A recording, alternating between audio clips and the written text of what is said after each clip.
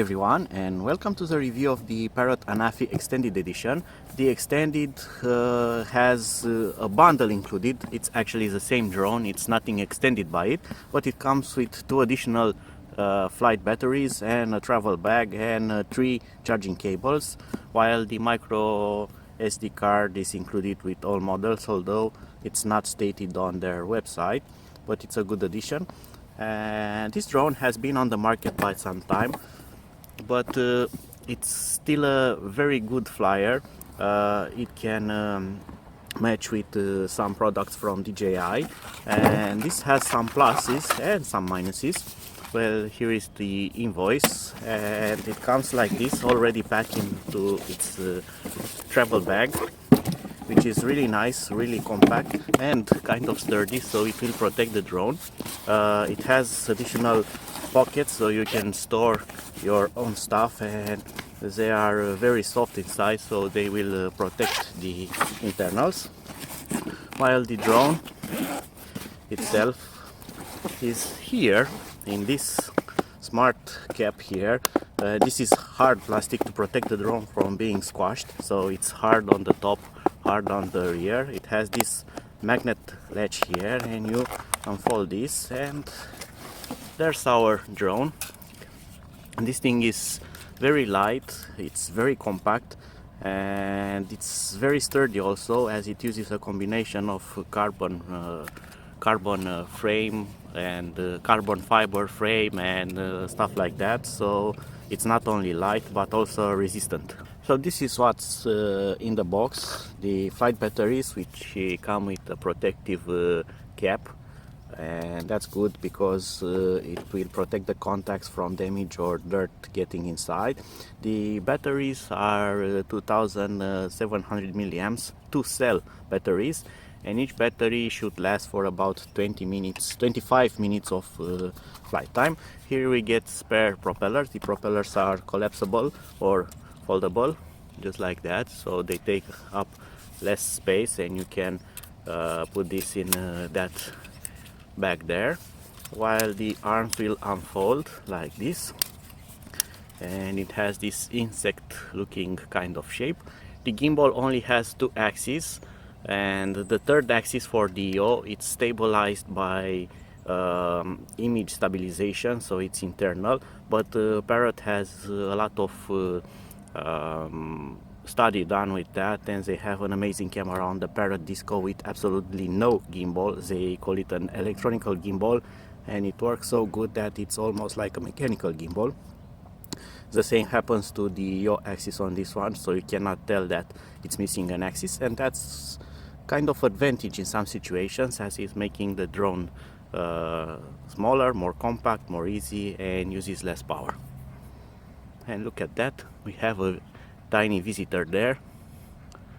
Alright, and inside here, if you press this button, you can remove the battery. The memory card sits in there, and the battery charges over USB Type-C. And it has another smart thing: you don't have to take the card each time to download the photos or videos. If the battery is connected to the drone, you can use this and connect it to your PC, and you are going to download the files from the card through the battery, through the USB port, so you don't have to take this apart each time after you film something.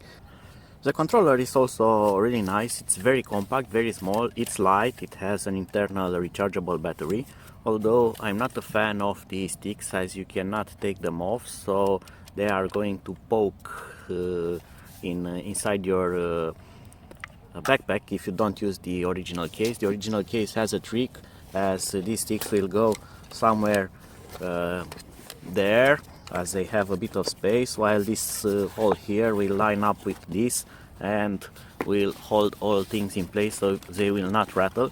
But if you don't get this combo case, then this is a bit of awkward to travel with, as you might damage the joysticks. Other from that, it's really nice. It has 2 slider buttons. One is for zooming in, the other one is for gimbal orientation. It has this button which will quickly reset gimbal to the level position. This will trigger recording, and there is no turn on or off button. When you flip the phone holder, which is extendable, this will actually activate the controller as well. And here you have a return to home and take off and landing button, and that's it. Very simple, not a lot of buttons. And with the provided cables, you can charge it through this port and connect your mobile phone with the app on that other port. So I'm going to connect it right away, and I'm also going to start screen recording so you can see better what I'm doing here. So we are going to take a quick look through the app. So hopefully this will work, this will record, and it says that it's now recording. So I'm going to put this here, and I'm also going to start up the quadcopter so we get all the menu and things to see.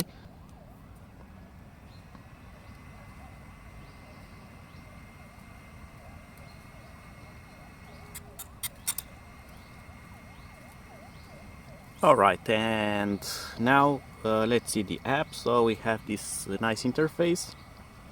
You can do an in-app purchase of two modes, and that is follow me and flight plan. They are very cheap, and you buy them only once and you'll have them for lifetime, regardless of how many times you reinstall the app or change your phone. So you buy it once and you have it forever.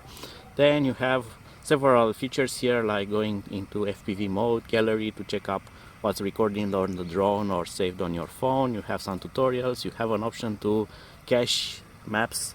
Maybe you are at home, you can use your wireless to fast download the maps of the areas that you want to fly, and you have them stored in your app. Then you have the flight logs, and here you are going to get a lot of data and this nice graphics such as battery usage, speed, height, and things like that. So you get the flight log, and of course you can download the map and it will do an overlay, show GPS coordinates and all that stuff. Then you have these three buttons here, green buttons. You have the drone symbol, the car symbol, and the controller symbol. The drone symbol will show the status of your drone. Here you are going to get a notification if there is a newer firmware, and you have this option. Now I have no internet here, no internet connection, but it will download the map from the Google. And also, if you lose your drone, you have this alarm option here, and that will make the drone beep, so you can find it in tall grass and stuff like that. It also shows a layout of the drone and if everything is okay or has issues or not, GPS signal, battery level, and so on. And you can also calibrate here the camera and the drone. Then from the controller option, you have the similar menu. Here you have the option to calibrate the controller or also upgrade the controller firmware.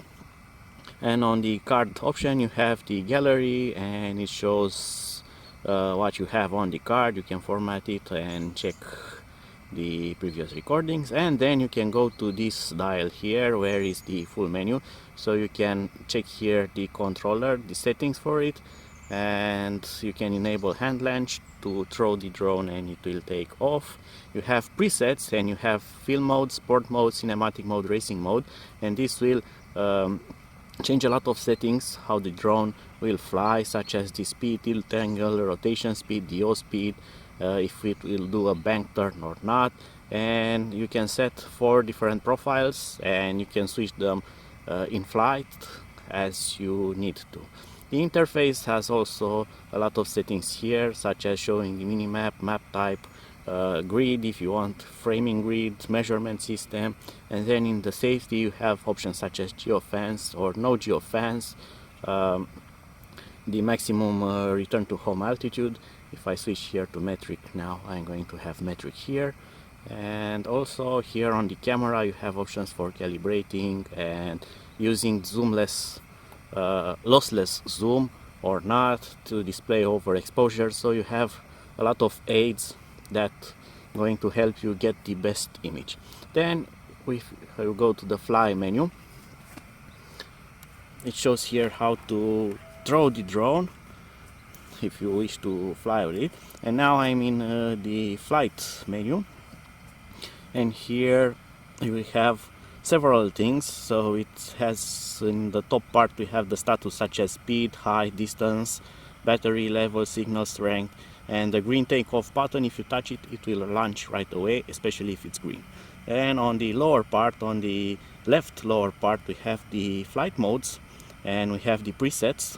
We have the flight modes such as manual flight mode, cameraman, follow me, smart drones, and there are several here such as fly plan and touch to fly. And then we have one shot such as 360, reveal, spiral, and things like that. Then on the right part we have the camera settings such as video mode or picture mode, and in that modes you can also select single, timer, burst, bracketing, panorama, GPS, lapse, and also you can finely tune camera settings such as going to full manual if you want to, or you can lock things like exposure with shutter speed. You can do a lot of things. You can go into HDR mode, you can manually adjust the exposure value compensation, you can increase, decrease it, and also you can use rectangular resolution, wide resolution, you can have raw files. So you have a lot of settings here. You have styles such as natural, P-log, intense, pastel, and you have even more adjustments such as saturation, contrast, sharpness. So there are plenty of stuff here. So I'm outdoor with the quadcopter now. I have turned on the app, I have started screen recording, so hopefully you are going to see better what's on my screen. And now I'm going to power on the quadcopter.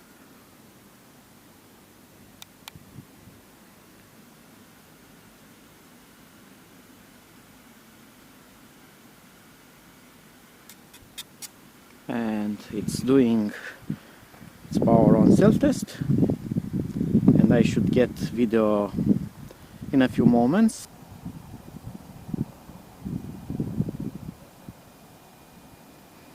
And now I have video on my phone. It's working fluid. I have a GPS lock, so everything is fine. It should be able to take off right away, so I'm going to press the takeoff button. And as simple as that, it's in the air with no problems. And this is the yaw speed, which is absolutely slow, very slow, and that is because of the preset. So I'm going to select the racing preset, and that's much more better for a test flight. I'm going to select here some mode for video recording. I'm not going to go into something extreme, so I'm going to choose 4K because that's not extreme anymore. I'm not going to use HDR, I'm just going to use normal quality, and I like to use slightly lower EV because it makes the image more close to the image that I see with my eyes, because the camera tends to make the image a bit brighter. So let's record. It's now recording, so hopefully we are going to get some footage. Climb speed is really nice, and let's see, forward speed, very well, it's doing very well, and it's very smooth. It's a very smooth flyer, and look at that in racing mode. That's really nice. It tilts the image, but I kind of like that. If you are not into cinematic mode and you are not filming anything and just playing around, that makes it look very sporty.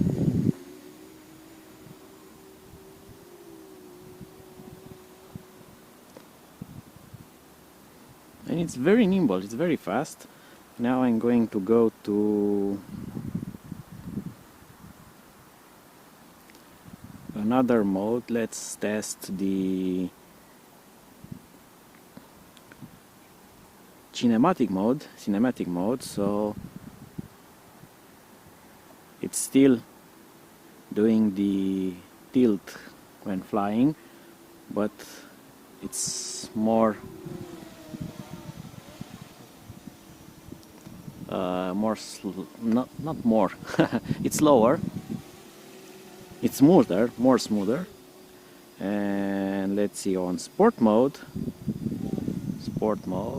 seems to work really nice, but on sport mode it's decently fast, it has good speed, but the gimbal is not tilting with the drone anymore, so you can fly it rather fast but keep the image straight, which is very good.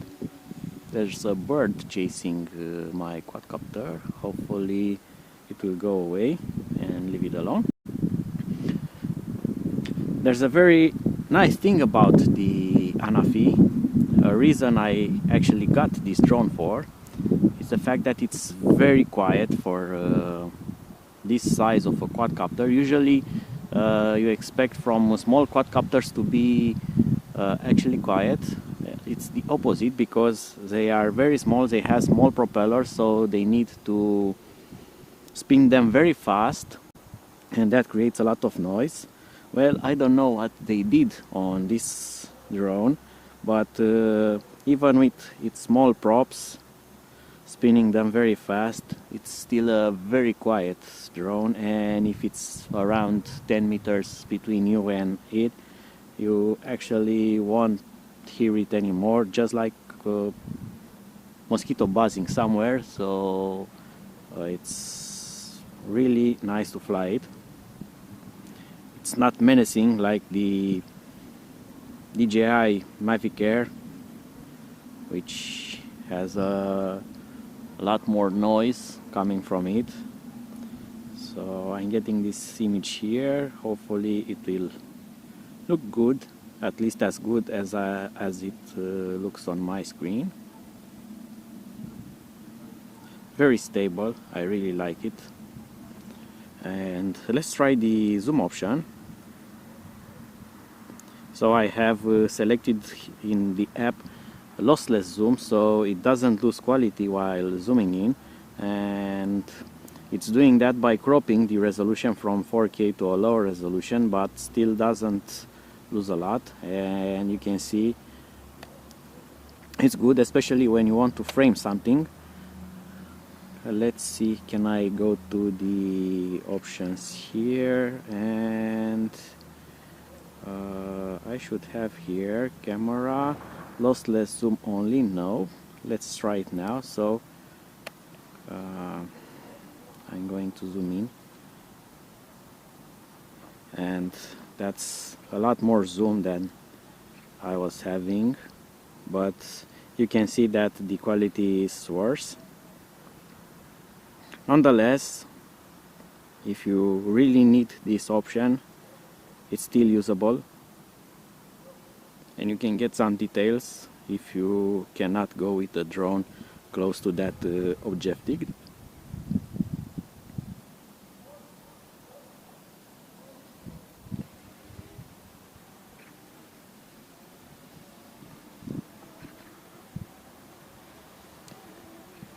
And now I'm going to bring it closer to me. And yes, that's a graveyard, in case you are wondering. And this thing goes down rather well.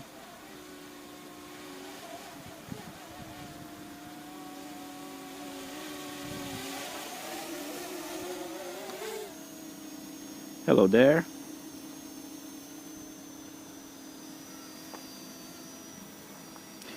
The gimbal seems to work really nice, really smooth, considering that it's missing one axis, so the yaw axis is only digital. It uses image cropping and vibration dampening, but there's no third axis. And you can see it's smooth even when you pan around, and and if I move the stick left or right, just like that, even if the drone moves a bit, the image is, it's not shaky at all. So they did a good job with that, and having one axis less on the gimbal has some advantages. The overall gimbal is lighter, it uses less power, so that contributes to the flight time, and this should go something to about 25 minutes, and that's actually an impressive flight time for, again, its tiny size, because on this type of drones you cannot fit a huge battery. As you've seen, it has tiny motors. The battery, it's only a 2-cell battery, so this thing is highly efficient when it comes to energy usage. It just floats around there.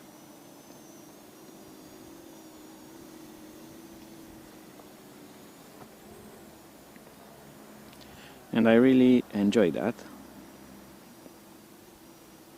Alright, so let's see if we can use now some of the smart flight modes.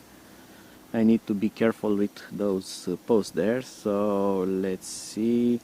I want to follow me and device GPS signal. Alright, it's okay. Follows you from behind. Okay, I can still point it at me. I'm going to bring it closer. Hopefully it will not crash into something. So I'm going to say got it. Select yourself. Yes, this is me. And come on, little drone, follow me. That's really cool, works really nice. And when we are talking about follow me with this type of quadcopters, the ANAFI has a big edge on the DJI competition. This uses a combination of image tracking, and also it tracks the GPS in my phone. So even if it doesn't recognize the whole image and it loses me under some trees or something like that, it still locks onto the GPS of the transmitter, and that's really good because it has much more better tracking than other models. And I like this, it's kind of dynamic, so it even adjusts the height. If I go closer to it, it will go down, if you can see that.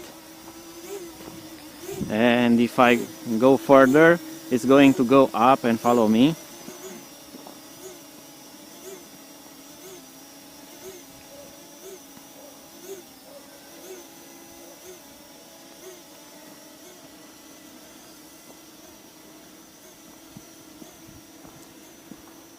So tracking works really nice. I'm going to go back to manual flight. And let's see what else we can test here. So let's try a smart drone. It needs to get alright. Select yourself. This is me. Alright, got it. And let's see what's going to do now. It's just kind of following me around, so I can do whatever I want, but it will keep the position. And subject lost because it was not tracking me with the GPS in this mode. Right, manual flight.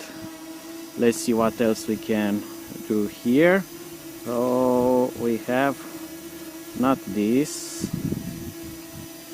I'm going to move this here, and I have this flight plan and touch and fly, so you can do things like that. And what's the cameraman? Double tap a person or a car. Let's do that. All right, Got it. And now if I move around, it's another mode of tracking me, and it's tracking me and I can move it the way I want it to. So it's an interactive mode. It's something like having a cameraman that follows you with the camera, but you are still the pilot, so you are still controlling the drone, while the drone will simply track you. This is really nice, as you can do some really creative shots with it. And let's see what happens if I go over. Alright, so it says subject lost. It has turned around and it's kind of looking for me.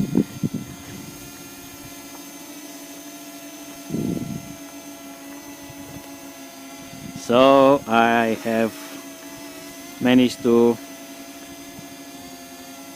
make it lost, and now it's following me again because I have marked myself, and the cameraman has regained control over the camera and it's following me. And this is really nice, as you can do something like a droning, that you can go up and back and you move into one direction and you are always in the center of the image. So plenty of things that you can do, and it will look really nice on the video. Also, the drone is very sensitive on this mode, so you can use it very fast. It has, I think, the maximum climb speed and going side speeds, roll speed. But you cannot control the yaw in this mode, as the yaw is controlled by the drone to get you in the camera. Same goes for the gimbal. You don't have gimbal control, but you still have zoom if you want to. That makes it easier to frame what you are filming.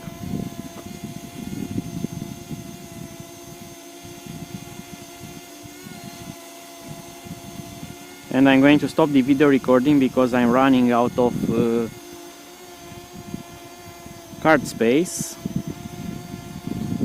and I'm going to go back to manual mode.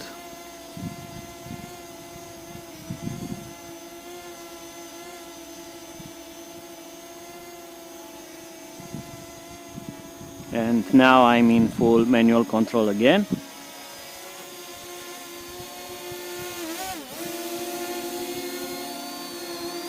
And here's the close-up of the drone itself.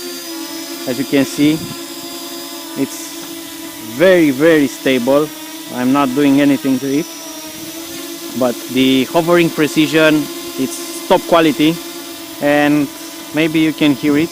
It's not that noisy, like I was saying, and you can mess with it. It still keeps the position with absolutely no problem, and it does the same good hovering even indoor where there's no GPS, because it has that optical flow positioning and sonar. It doesn't have collision sensors, but at this price and this flight time, it's still an amazing drone. And if you are not into collision sensors, this is probably a better option.